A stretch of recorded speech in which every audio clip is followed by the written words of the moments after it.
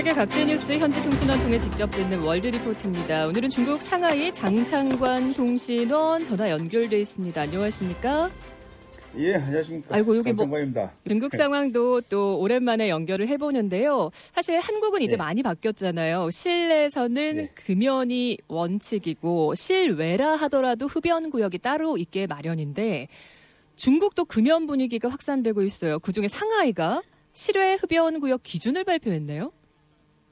예, 중국도 사실은 뭐 실외에는 딱히 기준이 없었는데요. 예. 뭐 최근에 이제 중국 국민 대다수 사용하는 SNS죠. 그 우리로 치면 이제 카톡과 같은 건데 위챗에서 보면은 이제 시 정부에서 발표하는 그 상하이 파브라는 사이트가 있습니다. 거기에서 이제 5월 31일이 세계 금연의 날이지 않습니까? 예. 그래서 그거를 중심으로 해서 이제 발표를 했는데 이제 거리에서도 이제 이 비흡연자를 위하거나 혹은 이제 다른 아동들 그 이제 청소년들을 위해서 보호하겠다고 그 이제 시민 건강을 위해서 그걸 하겠다고 이제 발표를 했습니다. 아니 중국은 좀 관대했잖아요.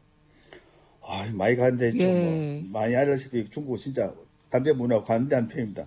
이 사람들 이렇게 비즈니스 상이든지 어떻게든 만나면은 제일 먼저 내미는 게 담배거든요. 예. 그것도 또 때에 따라는 비즈니스 하신 분들은 이거 고급 담배 한국 돈으로 한 15,000원, 16,000원 할걸요 한갑에.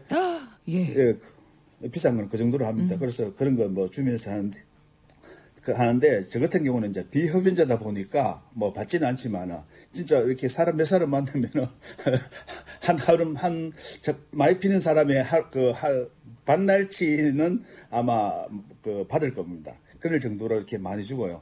특히 뭐 옛날에 결혼식 같은 거 중국 결혼식 가보면은 신랑 신부들이 이제 뭐 이 손님 하객들한테 일일이 가서 담배 한 대 주면서 신랑이 불도 붙여주고 하는 그런 문화가 있었고 집안에서 뭐 할아버지하고 손자하고 이거 맞담배 하는 경우도 있었는데 그런 것들이 이제 지금 많이 이제 줄어들고요.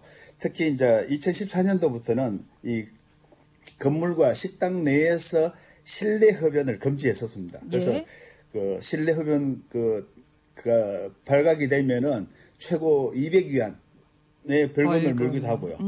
근데 이게 그 피는 사람이만 벌금 내는 것이 아니고요.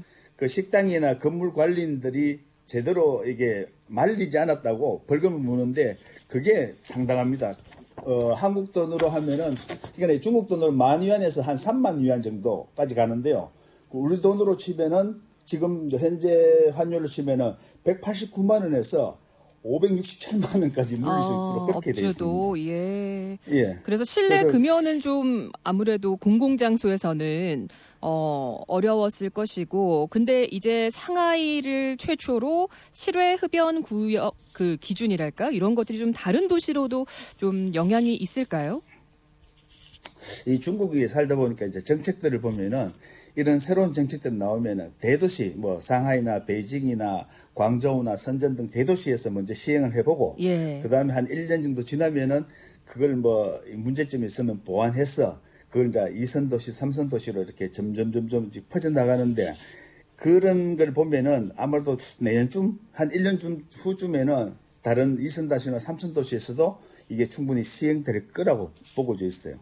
그래서 그 한 예로 보면은 그 대도시가 사람들 유입이 많이 되면서 자동차가 많이 늘어나거든요.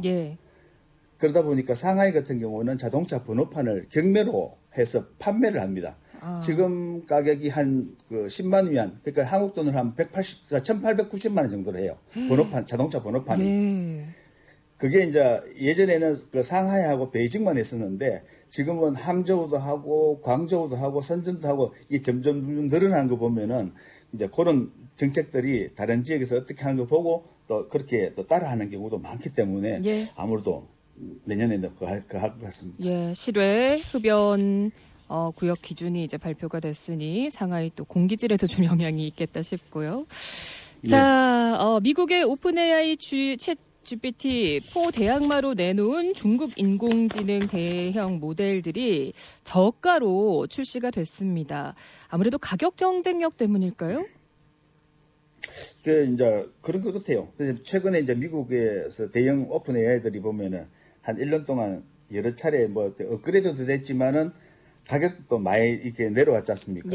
그러다 보니까 이제 중국에서도 근데 중국의 의외로 이렇게 AI 모델로 한 그 오픈 AI가 한 100여 개가 된답니다. 저는 뭐 그렇게 되는 줄을 몰랐는데 예. 한 100여 개가 되는데 이 대형들이 이제 이렇게 가격 경쟁들이 이 심화가 되고 있답니다. 왜냐하면은 자기들 또 그 고객 확보도 해야 되고 또 홍보도 해야 되고 우리가 이런 게 있다는 걸 알리고 하다 보니까 네. 이 가격이 엄청 뭐 이렇게 치열하게 그러는데 이 업계 관계자들 그 이야기들을 보면은 이 격동 기간 이후 일부 제조업체가 사용자 경험 최적화나 사용 비용 절감, 대형 모델의 상용화 촉진에 더 중점을 두기 시작하기 때문에 예. 가격들이 더 점차적으로 뭐 내려올 거라고 그렇게 의견을 내고 있습니다. 아, 지금은 출혈 경쟁도 불사하고 어쨌든 좀 더 많이 알리기 위한 상황인 것 같은데 알리클라우드나 바이두 같은 업체들도 가격 인하해서 저가 전쟁이네요, 정말. 예. 근데 이렇게 97%라는 이 파격적인 할인이 된지는 몰랐는데요. 아이고. 이게 보면은 오픈 AI가 입력 가격이 있고 출력 가격이 있지 않습니까? 예. 이 가격들이 보면은 한국 돈으로 입력 가격이 예전에는 이제 뭐 1위안 정도 했었는데 그러니까 189원 정도 했는데 지금은 그걸 97% 할인해 갖고 0.097원이 될 정도로 가격이 확 낮아졌고요. 예. 출력 가격도 마찬가지고 하여튼 뭐 이 대단한 공격적으로 지금 나오고 있는데 가격이나 바이두 같은 예, 저가 정책 한수 더 부작용은 없을지도 좀 걱정이 되거든요. 중국인은 좀 어떻게 받아들이고 있습니까?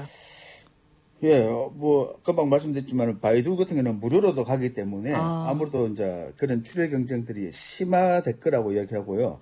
그래서 이제 이 업체들의 전망을 보면은 아무래도 이런 그 대형 경쟁들이 점차 심화되면은 가격이 제로에 가까이 인하될 거라고 그렇게 보고 있습니다. 그 중국 사람들은 뭐 좋아지겠죠.